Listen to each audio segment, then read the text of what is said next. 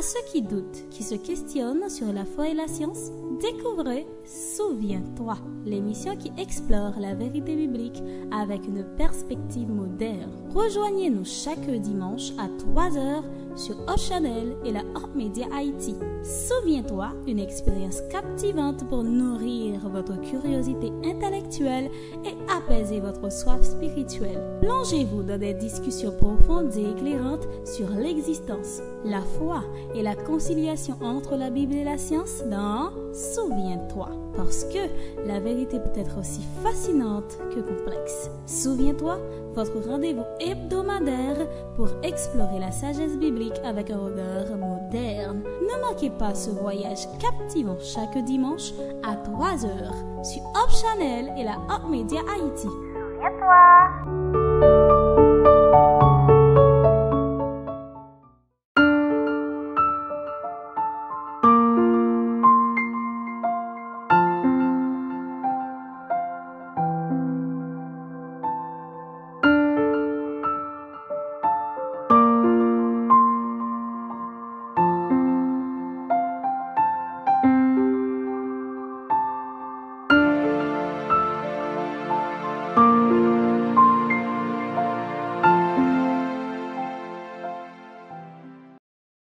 Internautes, téléspectateurs, téléspectatrices, nous sommes très heureux de vous retrouver en ce moment pour continuer notre émission Souviens-toi, à travers laquelle nous donnons l'opportunité d'analyser, d'étudier ensemble la parole de Dieu.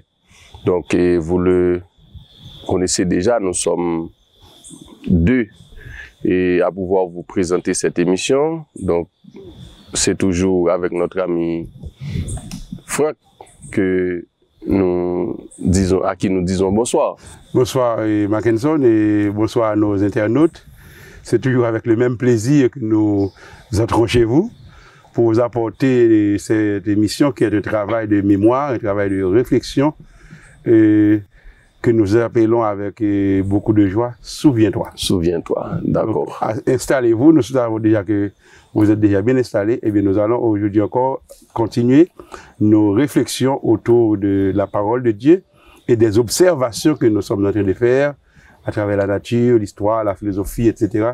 Tout ce que nous pouvons trouver qui puisse contribuer à une meilleure compréhension de qui nous sommes sur la terre et de ce que nous sommes en train de vivre. Ok, d'accord, merci. Et Franck, nous avons déjà passé du bon temps ensemble à travers cette émission. Nous discutons de beaucoup de choses. Mais aujourd'hui, nous allons aussi parler d'un sujet assez intéressant.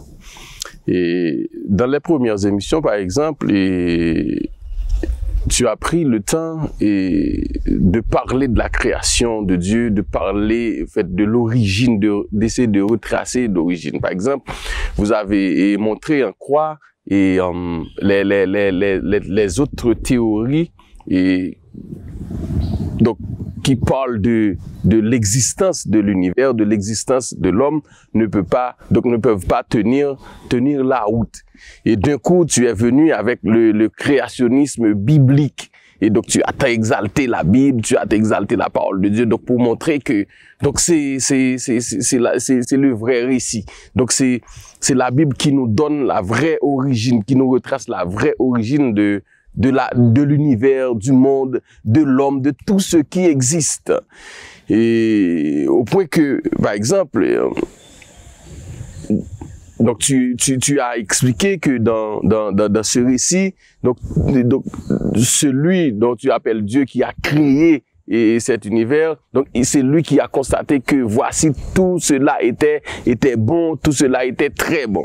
Mais d'un coup, et je ne sais pas si tu le constates aussi ou si tu l'observes, nous constatons une certaine dégénérescence de cet univers. Il y a un désordre dans le monde. Et alors, où est passé? Donc cela me vient à l'esprit de te faire ces questions. Alors, où est passée cette perfection? Où est passée cette perfection dont parlait ta Bible? Donc la Bible que tu évoques toujours. Et qu'est-ce qui ne va pas? Donc qu'est-ce qui arrive? Bon, d'abord, laisse-moi commencer par être d'accord avec toi. je constate comme tout le monde qu'il y a un désordre qui s'est installé dans le monde. Et au départ, réellement, tout était parfait, tout a été créé parfait, et Dieu lui-même a évalué son travail et a tiré comme bilan. C'était très bon, donc il n'y a pas de doute là-dessus. Mais je constate comme toi, et comme tous les hommes, et on peut le constater à travers ce que la littérature nous permet de comprendre, que dans toutes les cultures, dans toutes les civilisations, il y a ce constat qu'il y a un problème dans l'univers. Au point que on peut, par exemple au niveau des religions du monde, on peut constater à ce niveau qu'il y a 3 types de religions. 3 types de religions. Là. Il y a les religions polythéistes. C'est les religions qui conçoivent qu'il y a des dieux qui sont pour le bien et des dieux qui sont pour le mal. Pour le mal. Donc, j'ai introduit un mot nouveau, tu as constaté ça? Hein? J'ai introduit un mot nouveau. Oui, le mal. Le mal. Donc, c'est-à-dire, il y a un problème que l'on appelle le mal dans l'univers. C'est que tout était bien, mais il y a un problème aujourd'hui, c'est le problème du mal. Donc, soudainement, tu viens avec une autre chose, voilà. Avec une autre idée, l'idée du mal. On a constaté qu'il y a ce problème dans le monde, qu'il y a le problème du mal. Et les civilisations anciennes, comme les nouvelles civilisations, essaient de s'expliquer ce mal. Eh bien, les religions polythéistes conçoivent qu'il y a un Dieu pour le bien, il y a un Dieu pour tel type de bien, pour tel autre type, et de même qu'il y a aussi des dieux pour expliquer la présence du mal. Il y a ce qu'on appelle les religions dualistes. Ce sont des religions qui conçoivent qu'il y a un Dieu pour le bien et un autre pour le mal, et ce sont des dieux qui sont toujours en lutte, et c'est de leur équilibre entre ce bien et le mal que dépend l'équilibre de l'univers. Donc es-tu en train de nous dire que dans ces religions que tu appelles dualistes, c'est-à-dire il y a une guerre, il y a une lutte entre ces dieux, donc c'est comme si ces dieux se battent entre eux, donc il y a un Dieu qui prône le mal et un Dieu qui prône le bien. C'est l'équilibre, exactement. Il y a un Dieu qui est responsable du bien et un autre qui est responsable du mal, et c'est l'équilibre entre les deux qui tient l'univers en fonctionnement. Donc, il y a ce qu'on appelle le yin et le yang. Ok, si tu vois une image du Japon, au Japon par exemple, tu verras que il y a le bien qui serait symbolisé par une moitié de rond avec une forme un peu comme une virgule. Et au milieu de la partie noire, il y a un rond en blanc, et au milieu de la partie blanche, il y a un rond en noir. Ce qui signifie, dans le mal, il y a la présence du bien, et dans le bien, il y a la présence du mal. Et c'est cet équilibre entre les deux qui tient le monde en fonctionnement. Mais il y a les religions monothéistes. Dans les religions monothéistes, certaines religions monothéistes, notamment les moins connus, les moins répandus, conçoivent qu'il y a le même Dieu est à la fois responsable du bien et du mal. Mais dans les religions monothéistes qui sont les plus répandues, c'est-à-dire le judaïsme, l'islam, le christianisme, ces trois-là, eh bien, dans ces religions, Dieu, c'est le bien. Le mal, c'est l'absence de Dieu. C'est la séparation de Dieu. C'est-à-dire, dans ces religions, Dieu ne connaît que le bien. C'est, je dirais, c'est l'absence de Dieu, c'est la distance par rapport à Dieu qui explique le mal. Notez que je dis qui explique le mal. Parce que le mal, dans ce cas, serait un phénomène qui apparaît au moment où l'être humain choisit de se distancier de Dieu. Et alors, donc, tous ces problèmes-là que, par exemple, toi aussi, tu constates et que les autres constatent, et alors, y a-t-il des explications scientifiques? Est-ce que cela fait aussi des préoccupations de la science, par exemple? La science, la notion du mal, c'est une notion, je dirais, un peu éthique, morale. Et la science, la philosophie de la science s'intéresse au mal, à l'éthique, je dirais, aux questions éthiques. Mais la science en soi, difficilement on va dire que on a fait une recherche sur le mal. La science, on ne pourra pas parler comme ça. Cependant, je pense par exemple à une science comme la thermodynamique. La thermodynamique nous dit quoi? Il y a la seconde loi de la thermodynamique que l'on appelle l'entropie. La loi de l'entropie. La loi de l'entropie. L'entropie nous dit que tout système au départ, dans sa complexité, tout système au départ tourne à perfection. Et que c'est avec le temps, avec le passage du temps, que le désordre va s'installer dans le système. On pourrait considérer que ce désordre, c'est une expression du mal. Dans ce sens que, eh bien, avec le passage du temps, plus on se distancie de l'origine, et eh bien, plus on a tendance à voir s'installer. À se désorganiser, à s'installer le mal. Une désorganisation qui finalement pourra même expliquer que le système arrive à ne plus fonctionner. On pourrait le considérer comme ça aussi. Mais si tu veux, je pense que si l'on veut une explication qui puisse réellement nous satisfaire et nous convaincre, c'est dans la Bible qu'il faut la chercher. Dans la Bible. Dans la Bible. OK. Parce que dans le livre de la Genèse, que je t'ai présenté dans les premières émissions, eh bien justement, il y a suffisamment de points pour nous éclairer, pour que nous ne restions pas dans les ténèbres par rapport à cette question. Donc tu viens encore avec la Bible, c'est-à-dire la Bible explique le problème du mal. La Bible explique le problème avec facilité, il n'y a pas de problème. Donc cela me pousse à te poser une autre question alors. Et d'où vient le mal? D'où vient ce désordre? D'où vient ce chaos? Rappelle-toi, une fois je t'ai dit que les deux chapitres les plus merveilleux de la Bible, c'est Genèse 1er et Genèse 2. Et je t'avais dit aussi que le chapitre le plus triste, c'est le chapitre 3. Et bien dans le chapitre 3, ce qu'on constate, c'est que il y a eu une intrusion dans l'ordre parfait qui existait en Éden. Parce que le chapitre 3 va nous parler d'un être qui était absent jusqu'à là. Est-ce qu'on peut lire ensemble? On peut aller dès le verset 1er. OK. Dès le verset 1er. Lorsque le texte nous dit. Donc c'est Genèse 3, verset 1er. Le serpent était le plus rusé de tous les animaux des champs que l'Éternel avait fait. OK? Il n'y avait pas encore de mention de cet animal. Oui. Maintenant, le texte nous parle d'un animal. Et il va nous dire, le serpent dit à la femme, Dieu a-t-il réellement dit, vous ne mangerez pas de tous les arbres du jardin? La femme répondit au serpent, nous mangeons du fruit des arbres du jardin. Mais quant au fruit de l'arbre qui est au milieu du jardin, Dieu a dit, vous n'en mangerez point et vous n'y toucherez point, de peur que vous ne mouriez. OK? Donc, pour comprendre cette partie, il faudrait retourner au chapitre 2, où Dieu parle à l'homme au verset 15. L'Éternel Dieu prit l'homme et le plaça dans le jardin d'Éden pour le cultiver et le garder. Et le verset 16 nous dit, l'Éternel Dieu donna cet ordre à l'homme.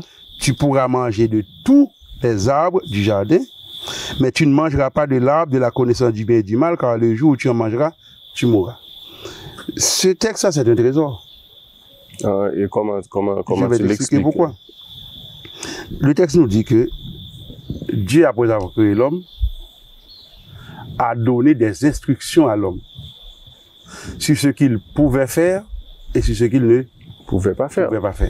En réalité, sur ce qu'il devait faire et ce qu'il ne devait pas faire. Mais donc c'est-à-dire des droits et des devoirs. Mais prends le temps de constater que Dieu dit à l'homme de ne pas manger de l'arbre. Pourquoi? Parce que s'il en mange, le résultat sera la mort. La mort. Donc ça signifie quoi? Ça signifie que ce que nous appelons le mal et qui donne aujourd'hui comme conséquence la mort, c'est le résultat de la désobéissance à l'ordre de Dieu. Donc c'est la loi de Dieu qui a été transgressée et c'est ce qui engendre comme conséquence le mal, la mort que nous constatons aujourd'hui. Donc, pour tout, et d'après ce que dit la Bible, donc donc ces versets que tu viens de lire, c'est-à-dire, au fait, le mal, donc le mal, c'est la violation. C'est la violation de la loi de Dieu. C'est la violation des limites placées par Dieu. Le dépassement. Le dépassement des limites. C'est-à-dire, il y a des limites où il y a une limite qui a été dépassée. Dieu a placé des limites. Dans le jardin. Il a dit, OK, tu peux manger de tous les arbres. Va où tu veux, mange tout ce que tu veux. Mais de cet arbre-là, tu ne manges pas. C'est-à-dire, il faut il faut comprendre à travers ce verset quelque chose de la nature de Dieu. Ce qu'il faut comprendre de la nature de Dieu, c'est que Dieu choisit de fonctionner avec des êtres libres.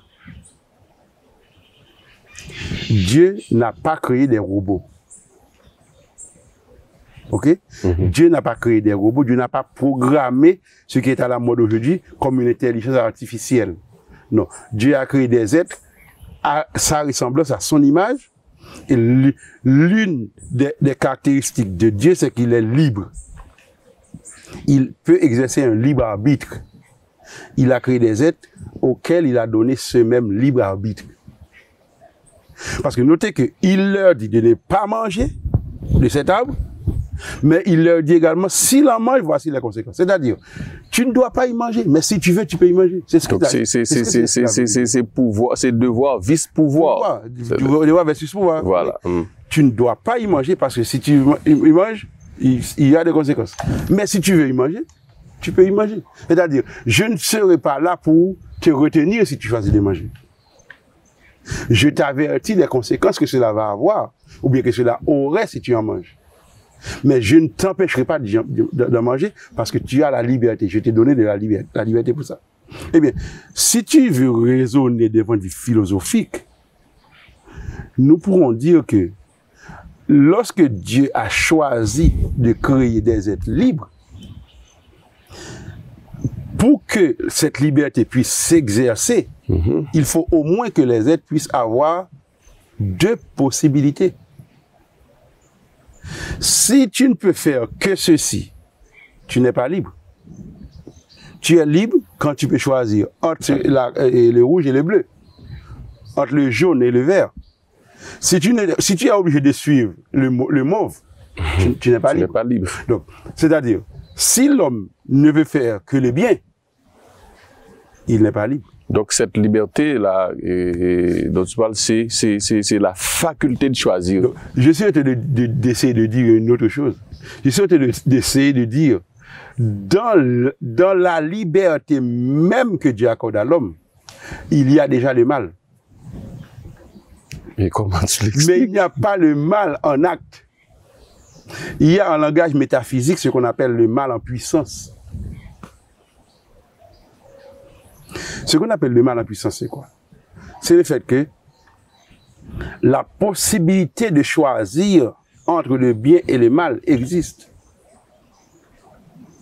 Dès que cette possibilité existe, le mal n'existe pas encore en acte. C'est-à-dire, il n'y a rien qui existe qu'on peut appeler mal. Mais il y a déjà la possibilité, la puissance existe. L'être humain peut choisir est-ce qu'il va dans le bien ou est-ce qu'il va dans le sens du mal. Du mal, ok. Mais ce n'est pas le moment où il choisit de faire le mal que le mal existe. Le mal a déjà existé comme possibilité bien avant. Sinon, il n'aurait pas pu le choisir. Ok. C'est-à-dire, Dieu n'a pas créé le mal. Le mal, c'est un phénomène qui est le résultat d'un choix délibéré contre la volonté de Dieu. Mais ce que je suis en train de dire, c'est que le mal est apparu pour nous sur la terre en Éden à partir du moment où, dans ce monde parfait établi par Dieu, les êtres qu'il a créés, Adam et Ève, et auxquels il a donné la liberté et qu'il a doté d'un libre arbitre pour pouvoir choisir ce qu'ils veulent faire et ce qu'ils ne veulent pas faire, ces deux êtres ont opté de manière délibérée. D'ailleurs, le texte nous le dit. Tu peux revenir à Genèse 3. Tu verras que le texte nous le dit. C'est à quel verset? Le texte, le verset 4 nous dit. Alors, le verset 5. Mais lorsque le serpent dit à la femme, Dieu sait, elle dit à la femme, vous ne mourrez point. Ok. Dieu a dit le jour où tu en mangeras, tu mourras, en réalité, vous ne mourrez point.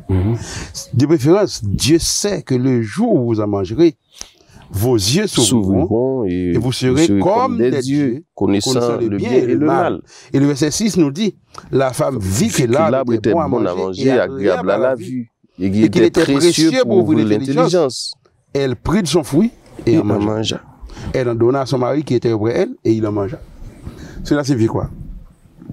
Cela signifie que avant Ève, avant Adam, il y a déjà un autre être qui s'était rebellé contre Dieu. C'est exactement ce sur lequel j'allais attirer ton attention. Mais laisse-moi terminer cette partie, après on discute de cette partie. Le point sur lequel je vais terminer, c'est que la femme vit, le texte dit, la femme vit que l'arbre était bon à manger et agréable à la vue et précieux pour ouvrir l'intelligence. C'est-à-dire, elle a évalué. Donc, il y a une progression dans le raisonnement de la femme. Bon, agréable et précieux. Donc, elle a fait une évaluation de la situation. Elle a eu le temps de réfléchir avant d'agir. Elle a raisonné, voilà. Elle a raisonné. Et elle a tiré une conclusion. Et quelle conclusion a-t-elle tiré? Dieu m'a menti. C'est lui qui me dit la vérité. Je ne vais pas réellement mourir. Au contraire, je vais être comme Dieu. Et, résultat, elle a choisi de prendre le fruit et de manger. C'est-à-dire, le mal, c'est une tentative, c'est un effort de la part de l'homme pour prendre la place de Dieu. De devenir Dieu. Pour devenir Dieu. Ok. Lui-même. C'est ce qui explique la présence du mal dans le monde. C'est que l'homme, au lieu de se soumettre à ce que Dieu demande, a des préférences préférées chercher un moyen pour devenir Dieu lui-même, pour prendre la place de Dieu, pour détrôner Dieu de son droit je dirais, de souveraineté sur la création. C'est ce qui a donné ce problème. Je voulais terminer cette partie. J'écoute ta question maintenant. Ok, voilà. Donc maintenant, le verset, c'est le verset premier qui le dit. Donc, après avoir dit que l'homme et sa femme étaient tous de nus et ils en avaient point d'honte. Et d'un coup, il introduit, donc ça c'est le verset premier qui introduit la situation et avec la présence ou l'existence d'un autre être, le serpent. Et dit que ce serpent-là, il était le plus rusé de tous les animaux des champs. Alors, d'où vient-il? D'où vient ce serpent? Donc, qui est-il? Qui est ce serpent? Qui est ce nouvel être? Et il y a d'autres textes de la Bible qui nous disent, par exemple, que le serpent en Éden, dans le reste de la littérature biblique, on l'identifie sous un autre nom. On l'identifie sous le nom de diable ou de Satan. Et dans la prophétie, on utilise même le mot dragon. Le dragon, le serpent ancien, le diable, Satan. Ce ne sont pas des noms, ce sont des titres. Ok? Le diable, ce n'est pas un nom. Satan, ce n'est pas un nom. Et d'autres personnes, ça, ce n'est pas de la Bible, mais dans les traductions, par exemple, dans la traduction latine, on a utilisé le mot Lucifer, ok, qui vient de lux, lumière, porte. Donc, Lucifer porte lumière, celui qui porte la lumière. Voilà. Donc, c'est une façon de dire que le serpent a été utilisé comme un médium, ok, parce qu'en réalité, le serpent ne parle pas. Le serpent a été utilisé comme un médium par un autre être. Et d'après la littérature biblique, notamment pour ceux qui lisent Apocalypse chapitre 12, le conflit, j'utilise encore un autre mot. Voilà, tu viens avec conflit, parce que l'univers aujourd'hui est dans un conflit. Toute vision du monde claire doit intégrer la notion de conflit. OK? Je pense que nous aurons besoin de plusieurs émissions pour rendre cette notion claire pour nos internautes. Mais laissez-moi déjà le dire maintenant. Pour avoir une vision du monde claire, si tu préfères le mot le plus ronflant, une cosmovision. Moi, je préfère les mots. Oui, pas de problème. Donc, une vision du monde, c'est mieux. Pas de problème. Voilà, oui. C'est la même chose. Quoique nous savons que nos internautes peuvent comprendre ce que cela signifie cosmovision. Oui, voilà. Donc, si tu veux avoir une cosmovision, une vision du monde, et je dirais claire et holistique, qui englobe la totalité de la réalité, il faut partir de l'idée que l'univers est dans un conflit. Deuxième chose, il faut être conscient que ce conflit a éclaté dans le ciel. Donc, le conflit cosmique. Donc, tu veux l'appeler le conflit cosmique. Okay. C'est une tragédie des siècles. Okay? C'est un grand conflit, c'est une bataille universelle. C'est une tragédie des siècles, c'est un conflit cosmique. Okay. Donc, c'est un conflit qui implique l'univers. L'univers entier. Parce que c'est un conflit qui a commencé dans le siège même de Dieu. J'ai envie de dire, l'endroit le plus improbable pour que le conflit éclate, c'est dans cet endroit que ce conflit a éclaté. Dans le ciel même. Qu'est-ce qui s'est passé? Eh bien, l'explication, c'est exactement ce que nous venons de dire. C'est que Dieu a créé des êtres libres. Qu'il s'agisse des hommes, qu'il s'agisse des anges. Dieu les a créés avec leur capacité de choisir ou de ne pas, de choisir de faire ceci ou de choisir de faire le contraire. Parce que Dieu est libre. Et Dieu ne peut fonctionner qu'avec des êtres libres. Dieu n'est pas seulement libre, Dieu est aussi amour. Eh bien, si Dieu est amour, il choisit aussi de créer des êtres qui soient capables d'aimer. Mais si l'être est programmé pour aimer et ne peut pas haïr, il n'est pas libre. Il doit pouvoir aimer. Sinon, cet amour n'aurait pas de sens. Cet amour n'aurait pas de sens. Un amour qui est forcé, qui est programmé, voilà. Donc, okay. Imagine-toi, si ton époux, un amour obligé, ta petite amie, t'aime parce que tu as un couteau sous sa gorge, et que s'il ne t'aime plus, ou bien si elle ne t'aime plus, c'est sa mort. C'est pas l'amour de ce cas. Ça, c'est sur commode. C'est sur commode. Donc, c'est-à-dire la possibilité que cette petite amie ou ce petit ami-là te haïsse doit exister pour comprendre. Elle doit choisir. Et c'est pour cela que tu vas valoriser son amour. Voilà. Donc, parce qu'elle pouvait ne pas t'aimer, ou il pouvait ne pas t'aimer, mais il a choisi, ou elle a choisi. Donc, l'amour, tu veux dire que l'amour doit être le prix d'un sacrifice. Un sacrifice. C'est ça. L'amour doit être un choix. Un choix, ok. Donc, ce qui s'est passé, c'est que, de même que Dieu a créé Adam et Ève libres, il a créé les anges au ciel également libres. Eh bien, le récit de la Bible nous dit que dans le ciel, un des anges que Dieu a créé a choisi de ne plus faire la volonté de Dieu. Il a fait un choix. Il a choisi d'aller au-delà des limites fixées par Dieu. Donc la Bible explique tout cela? Bien sûr, si tu lis dans Ésaïe 14. Est-ce qu'on ne pourrait pas lire Ésaïe 14? Pas de problème. Tu veux lire Ésaïe 14? Aujourd'hui, nos internautes doivent avoir la Bible en main. Voilà. Donc puisque c'est ton point d'appui. Donc c'est ton point d'appui. Donc, ils doivent avoir la Bible en main. Tu verras que Ésaïe 14 utilise comme une figure pour parler de cet être. Nous sommes à quel verset? Tu peux commencer par le verset 12 par exemple. Ok. Pour faire court, mais on pourrait lire tous les chapitres. Okay. Mais comme on n'a pas le temps pour ça, on peut lire à partir du verset 12 pour parlant de cet être que l'on a tendance à appeler Lucifer. Encore une fois, je te rappelle que ce n'est pas un nom.